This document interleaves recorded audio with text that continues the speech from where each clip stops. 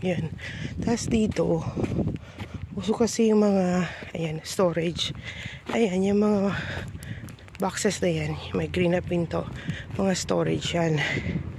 So, halimbawa, katulad nung nilinisan namin, ang bahay niya, ang laki-laki. Ang laki ng bahay nila, acreage talaga.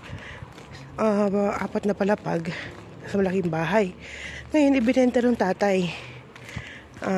Kasi nga nagkaroon siya ng girlfriend. So, parang na-influence ng girlfriend na, by the way, 90 years old yung tatay niya. Tapos siya teacher sa public school. Tapos, ibinenta lahat. Yung lupa, yung bahay.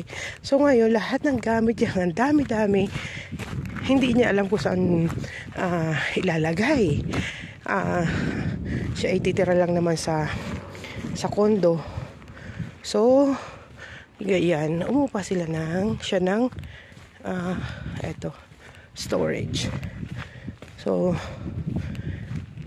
yan. Pagka merong mga ilalagay, yan. Tapos wala ng space sa bahay. So, mag-storage kayo. Ang dami dito niyan. Ayan. Meron ditong bahay na for sale. Katapat lang ng bahay namin.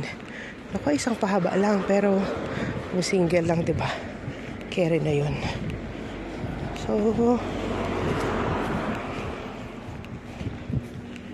yan. I'm close. Close to the house. Medyo makulimlim. Malamig pa rin. Ngayon ay 9 degrees.